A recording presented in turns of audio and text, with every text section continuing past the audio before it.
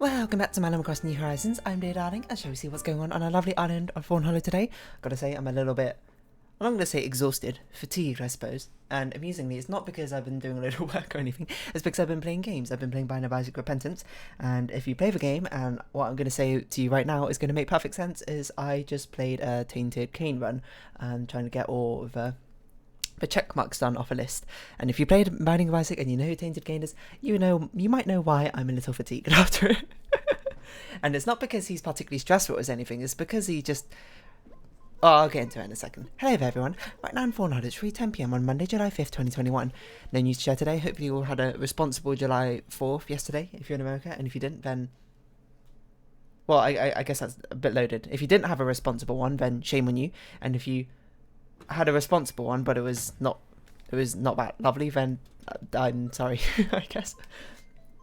Yeah, Tainted Cane is a character in Binding of Isaac where instead of picking up items, you have to craft all your items, which just basically means, after we get this item from Biscuit, superpower dear, I got a new snack bag in the mail, so I'm sending you my old one. It's seen me through a lot of real hard candy, so take good care of it. Also, it's kind of sticky at the bottom, so watch out for that. Yay, new bag smells, Biscuit. We need to start getting rid of some things because we are running out of room in our inventory. So we can get rid of no, we're gonna keep that there just to stick it to Nintendo. We can get rid of Hippo's things, right? Yeah, probably. I don't know. We don't need to keep every single one of these. I tried to keep it such that it was one of each villager types. Let us please Joy-Con drift. So yeah, Tainted Cane is a character where rather than picking up any items in the game, you have to craft them all by using the smaller item drops, the consumable drops as they're called. It's a big nuisance because every single item in the game basically has a few recipes which you can use. Hey Miri, you me game right now. Based, you ready? No Rowan, I'm busy. I can't just drop everything to play it. Hold up, did you just say based? Oh, yeah, I've been saying that a ton. It's like my favourite thing to say. Based. How did I only just notice that? Really rolls off a tongue. That's pretty rad. Mind if I give it a whirl? Sure, say it all you like. Actually, it'll be cool having someone else to say it with. I'm pretty sure we had this dialogue before. Based. Oh, I'm sorry, Claude.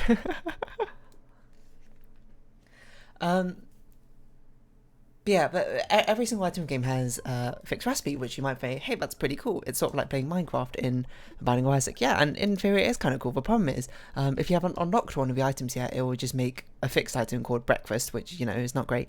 And another problem is, a lot of the time, if you just play randomly, you'll just craft random items, and of which have basically no synergy or whatsoever, so it's a bit weird. So really... For me, personally, the character only becomes fun once I've unlocked, like, all the items, so I can randomly make things and do stuff like that, but... So I can randomly make items, and then... It's just sort of like a fun way to sort of have a bit of control over what sort of items are coming out. You can curate your runs slightly, but because everything's got a fixed recipe, which I believe they're changing in the future, they're going to have it so each item has one fixed recipe, and the others will just be random based off the rarity of... the sort of quality of items you put into it, which will hopefully be a good change and at least make it a bit more fun. But right now there's basically an optimal way to play them, and it sort of just feels like if you play them and you don't get, whoa, we have so many things in our inventory, a super strong round, you're just like, why didn't I just play it like the superpower way? And the superpower way is actually super easy to play if you don't know how to do it. You make portable salt, go into the secret room, get a bone heart, and make what's it called? Rock bottom, and then make red stew soy milk, and you're done. That's literally, you only need those 4 or 5 items or whatever. What is that? And you're completely set for the rest of the run. You can do any sort of ending. So basically, what a lot of people have been doing on Tainted Cane, because I didn't want to play him more than necessary until I got all the unlocks, is I played him, and then what you do is you make this item called Archie, which basically resets your whole run, except for it keeps all your items, and you can basically do all the unlocks again, because there's many different branching paths you can go down. This is why I'm so fatigued, is because that takes so long. And I did it. I went down to every single path, and then what I was doing was I was fighting Mega Satan, hopefully being able to use the Archie one more time to reset to go down the beast path, and then I killed Mega Satan, and there's a 50-50 chance that you'll actually be able to do it or not, because 50-50 chance will instant end the game in Otherwise, 50-50 chance will spawn a portal to go to a different boss, which you don't need to do. I did it, and then the chest spawned on top of me, and it instantly ended the game, even though I had the chance for to go fight the beast. And that made me so upset, because that was like a 2.5 hour run, which I split out over like multiple sessions, and I was just like, okay, well, had to play Tainted Cane again at some point, but they'll be fine. If I was going to have a giant bug as a roommate, it'd have to be, the spider, for sure. Agreed. The orderly fashion of our webs. You just know they'd keep things clean around the house. I've never seen this dialogue option before. They might be 6 feet tall, have 8 legs, and eat bugs for dinner. 6 feet tall? But I'll take a neat roommate anytime. What about you, hun? What kind of giant bug roommate would you choose? Let me think about it. It's not a bad one. Do you have a bunch of legs? Are you gigantic? Want to play half a rent? You're in. Very true. Indeed, a recipe for domestic bliss, sweetheart. And then immediately back to weightlifting. I never realised Audie has heavier weights than Vivian. that's a neat little detail. What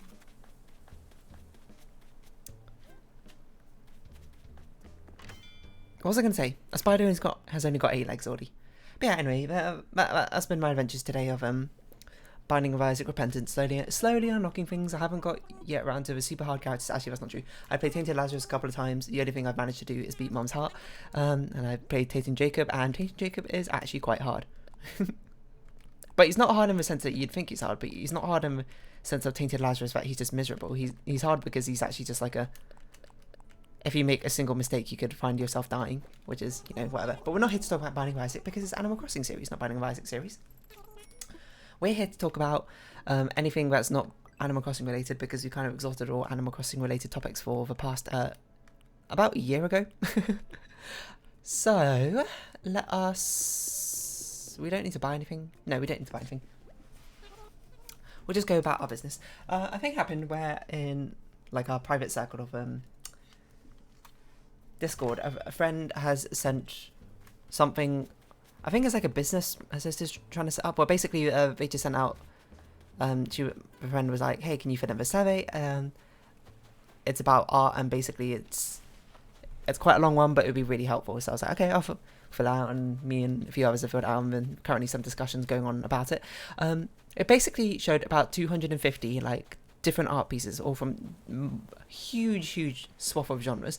There was like, there was some Cubism, there's some Impressionism, there's some, I can't remember what that really old like religious style of painting is called, and then, there's some like de stijl, like that Dutch movement or whatever, which is just like a load of coloured squares. And basically you rated it on a scale of 1 to 5 of how much I liked it to how much you disliked it. So, how much you disliked it to how much you liked it, and then rated it on a scale of 1 to 5 of how likely you were to put it up on your room.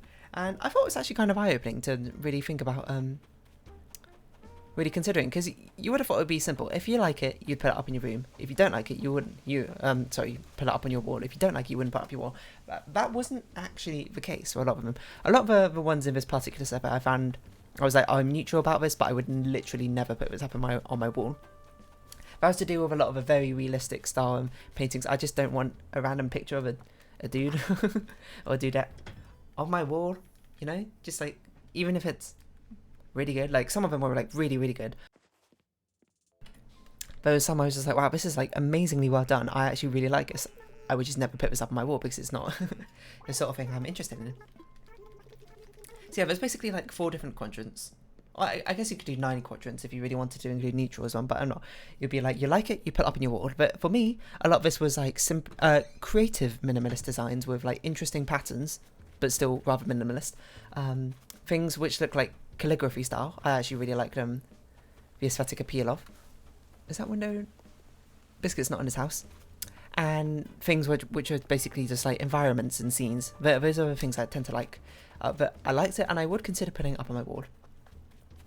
And interesting ones would be the ones I liked it, but I would never consider putting up on my wall. And as discussed before, these were things like real, like also still life was, I like it, and I'd put it up on my wall. These are things like very realistic portraits. These are like old historic sort of paintings and things. Like one of them was like the Vincent van Gogh, the very famous painting. Oh, where's Oswald? I was like, I really like this. It looks cool. I would never put this up on my wall. It just doesn't fit the sort of aesthetics I've got. I thought that's going to be quite difficult. it doesn't quite fit the styles I've got going on with what I want. Hold on, I immediately forgot the other note of my missions. Chop a tree and get changed. Okay.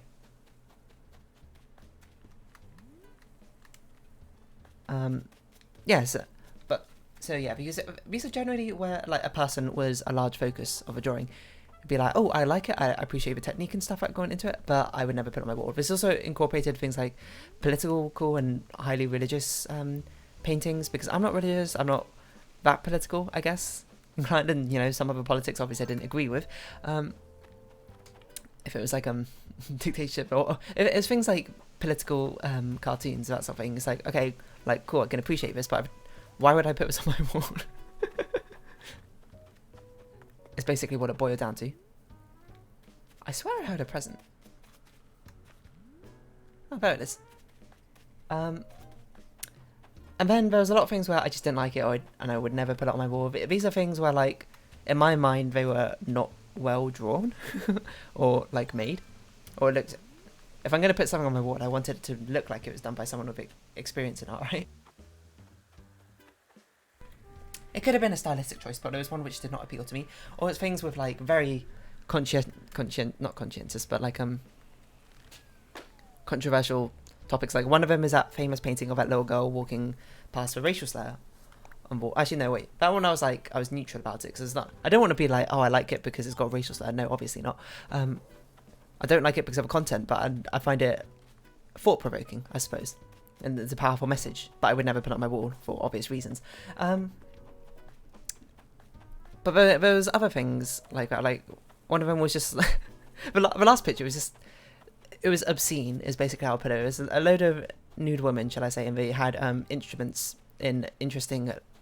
placed in interesting positions. And I was like, this is, one, highly weird, and two, I would absolutely never put this up on my wall. Why would I ever do this? So yeah, but that was basically just like stuff where I just obviously didn't like it, and I was like, why would anyone ever want to put this up on my wall? As opposed to liking it and not putting it on my wall, which was just things like things I'd be like, oh, this would not look out of place like in the Louvre.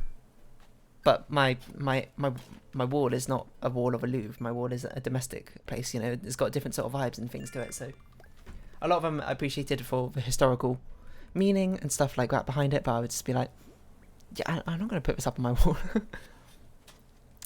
But the most interesting thing I thought was the ones where I was like, I don't particularly like this, but I would put it up on my wall. And you might be like, why would you do that? Why would you put up something which you don't particularly like? And it's not because I didn't like it. It's more like I found it uninspiring, is how I'd put it. Like, uninspiring enough that I wouldn't be like, oh, I'm neutral about what my opinion is on this. My opinion would be like, I think this is not great, or I think this is a bit boring, or I think this is uninteresting. But it's inoffensive, so like, I wouldn't mind putting it on my wall, I suppose. What happened with those is it tended to be like ultra minimalistic styles. Not even like Distill, but like things like even more minimalist than Distill, which was just like, one of them was literally just like a blue rectangle. Actually, that one I think I wouldn't put on my wall because that was so. But like one of them was just like a load of stripes, basically, like a black and white, like zebra stripes or something. I'd be like, I'm not particularly interested in this, but like I wouldn't be opposed to be putting it on my wall because I guess it wouldn't look that out of place. And one of them was like I think it actually was a Distill sort of movement. Or like simple like squares and colours. I'd be like, I'm not particularly interested in this, but again, I wouldn't be opposed to putting this on my wall because it's just a pattern. And depending on the decorating I'm doing in my house, it could look fine. And I think that's the interesting sort of like key part of it. It's not I actively hate these things, but I'd be willing to put it on my wall. It's just like, it's more like I don't. These things are fine, but uninteresting, and would not look out of place on a wall. So that really got me thinking about like sort of what my tastes are in like whatnot and that sort of thing. Because I like art museums probably more than the average person. I feel like a lot of people write them off very quickly, but I will say maybe perhaps when I was younger, I was much closer to being like, I don't really care about them. But now as I'm getting older, I've got a bit more appreciation for them, you know, because it's each art piece, you know, art in general is a two-sided thing. In my view, you got half of it is of course the creator creating a thing, and the other half, of course, being you receiving, like not receiving, internalizing the meaning and deriving your own sort of meaning from it. And I think for a lot of people, if it isn't got like a distinctive moral or meaning in mind, they see no reason behind it. You know, they don't derive any meaning from it, which I'm going to say now is completely fine. No matter what sort of meaning you derive from artwork is completely fine in my mind. There's no right or wrong way to interpret something. There's an intended way, certainly, but there's not a right way. It's not like if you like read Great Expectations and you're like, oh, it's just really dull and boring, be like, well, someone who studies it can be like, well, what about the subtext of that? Great Expectations is a terrible one to choose because I haven't read it, but like, I don't know, 1984 or something, you were like, oh, it's just like a dystopian novel, I'm not really interested in that sort of thing. The meaning behind it is not lost on you necessarily, but you may be like, oh, you don't really like that sort of thing. And you'd be like, oh, but what about the depth behind it in 1984 and the social commentary? It's like, yeah, but that doesn't take away from the fact that if you don't derive that sort of meaning from it, or you don't... It's not you don't derive that meaning from it, more like the meaning you derive from it is not impactful, I suppose, on you. Or it's not something you cared about, or it's not that thought-provoking for you, then that's fine, you know? Art is a two-way thing every time. There's the author's intent, and then there's the reader's interpretation of it. And they don't need to go hand in hand, they don't even need to align necessarily, but the two things combined is what makes up someone's opinion about a piece. I will say, what am I doing? There's definitely like some much more objective things, like you would say 1984 is probably a good book. Objectively, question mark, though I haven't read it, it's probably got flaws and stuff and that sort of thing in it, but, you know, I guess you'd be able to, even if you didn't like it particularly, you should be able to come of it with some sort of respect of lyrical prose and that sort of thing. Also, I haven't even read it, so I don't know why I talk about this one again. Why am I choosing books I haven't read? I don't know. Yeah, so I think there's nothing wrong. I think especially with a lot of much more abstract sort of arts, like things like Cubism. A lot of people come at it from the angle being like, oh, they're just doing it just to be artsy, you know. There's no substance or meaning behind it. And no, I don't necessarily agree with that. I think there is a lot of artists, you know, being sort of one myself, everyone tends to have a sort of interpretation and intention behind it, and everyone expresses it different ways. Some people are much more direct with it, you know. Things that you might see in like I don't know, what would be a good art piece of showing emotion much more directly? I honestly can't think of one, but something where like an extreme emotion is being shown, like someone crying out in pain. I feel like some people, not everyone, well, I should say, a lot of people who tend to be dismissive of art would like and be like, yeah, okay, I can understand this art because it's showing like the emotion much more rawly. It's conveying the feelings to me. Like maybe I don't care so much of the subject matter necessarily, or relate necessarily to the actual circumstance going on, but I can understand the emotion behind it. But then they see something like I don't know, Picasso's Cubist work and just be like, yeah, it doesn't make any sense to me. I don't really get it. It's just sort of like they drew a person badly. What's the point of it? That shouldn't be what art is. And I don't know. I feel that's a very not disrespectful necessarily, but dismissive way to look at art in general, as if it was like devoid of any meaning because it was not a direct way of portraying it. But I also think you can definitely go too far the other way, where you'd be like, oh, because something doesn't convey its message necessarily clearly, or maybe doesn't even have a message, makes it necessarily better because it's much more of that artistic creative sort of scale, you know. But there's a nice balance where most of the things lie, I feel, where it's just like, oh, okay, you know, there was intention behind it, but maybe it's a little bit muddy, or maybe it's not so direct with the way it goes about telling that sort of story. And with that, am I making sense? I'm not even sure if I'm making sense anymore. With that, if you're a little bit too quick, I suppose, to dismiss art so easily and just be like, oh, it's, you know, pretentious. You see it as pretentious, you know, high art, that sort of thing. Then I feel like it, yeah, I guess it does kind of lose a lot of meaning that way. And it's not necessarily you're wrong in a certain sense. It's more like maybe you're missing out if you too quickly write it off as pretentious rather than thinking about like what sort of emotion it inflicts or in you, because that's what to me, art is about, but you know, your mileage may vary. And if it brings me back to that really expensive art piece of a banana being duct taped to a wall or something, where I have no idea what the author's intent is, but the author probably had, sorry, not the author, but artist probably had some sort of intent behind it. Maybe they actually want to do social commentary, maybe they were just, you know, like whatever. Maybe it was something pretentious where they were just like, oh, just stick to the wall and it'll be amazing or something like that. And that's how they expressed it, whatever. It doesn't matter, because most of how I form my opinion is based on how I interpret it. And to me, when I saw it, I was like, this to me feels like it's meant to be a mockery of a high art world, how things are so arbitrarily rated, and how simple things can be worth millions of dollars just because of name recognition alone, and it sort of provokes a response, and a lot of people just be like, I can make that, I don't know why it sold for like 10 million, or why this isn't even a famous art piece in the first place. And I thought it was a satire of that sort of thing, but you know, some people, obviously, ironically, they looked at it and just went, I can't believe someone just stuck a banana to a wall and got paid $10 million or whatever for it, which is ironically the sort of interpretation I got from the first place. It was a mockery of that sort of situation. You might now then argue that's stupid, isn't it? It's a mockery of a thing by falling into the exact same sort of routine that it's making a mockery of. And yeah, I guess there is some sort of irony of that, but isn't it kind of thought-provoking in some sort of sense? Someone's taking, I'm not going to say but taking a stand, but it's a piece of art to provoke and mock that sort of high art pretentiousness in the first place. And I suppose in some sort of sense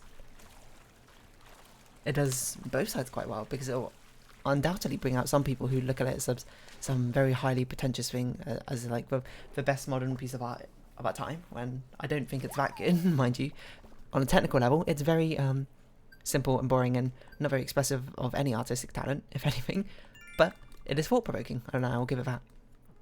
And with some people who are overly dismissive of it, saying it's worthless, I don't think it's worthless.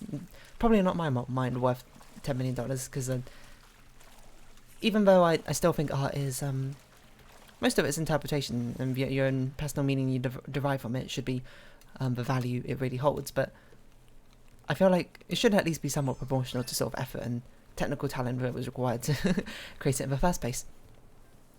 But then you'd be like, oh, but you can make a lot simpler pieces of artwork which is also equally thought-provoking, but if it doesn't require, using your logic, if it doesn't require that much talent to create in the first place, if it's much more simpler to replicate, should it be worth less? And then it's like, I don't know. It's all a bit arbitrary in the first place, which makes it difficult to really quantify any of these meanings and decisions, I suppose, in the first place. It's a problem with it, and because it's so arbitrary, it feels a bit weird that we have like very defined amounts and even a marketplace surrounding it in the first place. Like, if art is so subjective and arbitrary, like someone can look at a Mona Lisa and be like, this is the most amazing thing I've ever seen. Someone else can look at it and just be like, it's just a woman. Why is it like the most expensive painting in the world or whatever? I don't actually know if it is. It probably isn't, because it's probably never been sold or something, but yeah, it's just like weirdly confusing in that sort of way. How can you have a market based around something so arbitrary in the first place? I guess the answer to that is it's just an arbitrary market. There's not really much else you can do with that. What else is going on?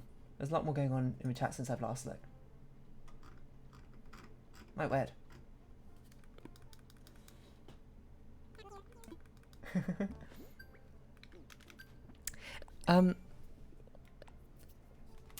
Yeah, but I think about it a lot with high fashion as well. People like look at the crazy sort of outfits and stuff that you have in like fashion runways or whatever, and be like, oh, why no one would ever wear this? Why would you ever wear this? I guess fashion's a bit different, because the point of those high fashion shows is different from the point of making commercial fashion items for the everyday person, or even for rare occasions. Because you're not meant to look at those things and be like, I'm meant to wear it. It's just meant to be an expressive display of talent or artistic ability, and also pushing the boundaries and trying things, because from the experimentation, maybe it can be refined down into something which eventually finds a way into your local fashion chain or that sort of thing, you know? I wonder if that's... I was going to say that's not as applicable to sort of like paintings and modern art in that sort of sense, but, you know, maybe it can be. I don't see why it couldn't be. I think most people are pretty on board with the fact that a high-end art or that sort of thing is meant to be some sort of expression of emotion or some sort of message, and hopefully in a lot of cases is an artistic being able to show off their artistic talent and merits that they've accrued over years and have a sort of display being like, this is what I can do. I'm sure it's not always the case, which makes it very iffy in the first place, but I suppose that's always also the case of fashion. But still, what was I saying? But it's not like it's in a vacuum, is it? Like, I'm sure if people do some very expressive, like, pieces of art, you might look at it and be like, why would you ever want this as a piece of art? This isn't art. This is just like strokes on a page or something like that. But still, like, from that, can't interesting techniques and styles be developed, and also maybe like some popular different art movements will spring to life from it as a form of derivation. Like, someone else might see it and be like, oh, I like this sort of style they do there. What if we sort of mimic this sort of style, and then eventually becomes its own new different thing, which lots of people mimic, and you might find yourself in the centre of if it becomes a popular design, especially in mainstream industries and that sort of thing. You know, like I'm sure this, like, anything with any sort of like visual design on it probably derived it from somewhere, or at least the high art probably started. I'm not going to say it started necessarily in the high art world, but the high art world probably experimented with it in some form of fashion beforehand, before it slowly derived its way. And I don't know why I came in here. Found its way to the design on your lunchbox or something like that, you know? It's just things trickle down. And I suppose it's kind of applicable to anything, because now I think about it with maths, a lot of people are just like, what's the point of high-level maths and all these philosophical things? It's like, it's not like you're a biologist and you're inventing cures or whatever to diseases. And you're right, you're not directly being necessarily, I'm not going to say helpful, but practical in things you discover. Like, what's the point of being able to discover yet another special type of group if it has no practical use on, no practical quote use in everyday life? Well, maybe not to you, but perhaps in a few, like 50 years or something, it might be use, and we'll have the foundations of it laid out for us already, and you don't know if it's useful until you kind of explored it in its like formality, you know? It's something like complex numbers. When we first discovered it, it's like, what do you need a complex number for? Even now, a lot of people might be like, what do you need a complex number for? It's not even a tangible thing. Yeah, but it's pretty useful for a lot of different things. Like, especially in like I think fluid dynamics uses it quite a lot. And complex numbers just appear up everywhere in like linear algebra, that sort of things, and may eventually lead to like quaternions. And quaternions are really good for modelling 3D rotations in space, rather than the old way of pivoting it around 3 different axes. So it was very useful for computer graphics about something, and it all stemmed from just discovering something which people didn't know if it'd be useful yet. And yeah, I guess that's the sort of way I feel about art and fashion and that sort of thing. The people who are experimenting with high art and high fashion, presumably, I'm sure not in every case, are people who have learned all the basics and that sort of thing, and have mastered the basic structures and that sort of thing, like anatomy and colour blending and mixing and all that sort of things, and now they're using it as a space to creatively express themselves and experiment with different things, and eventually, later on, maybe decades down the line, it will trickle its way down to the everyday person. Well, we'll find it and be like, oh, you know, we only have, I don't know, like hoodies because some person back in whatever time experimented with a weird combination of a jumper with much looser clothing and like an attached hat which goes on top or something, which may have looked ridiculous at the time, but then they slowly refined it to something which became much more pleasing for the average person. And isn't that kind of interesting? So yeah, I don't know, I'm going to go read this discussion my friends are having about high art and that sort of thing, and we'll see where it ends up. But for now, if you have been watching, thank you very much. It's been Animal Crossing New Horizons. I've been Dear Darling. Likes, comments, subscriptions, shares are greatly appreciated. Join me Dear Darling Discord and follow me on Twitter down below. Hope we can see each other again, but for now, it's our farewell. So until next time, bye bye for now.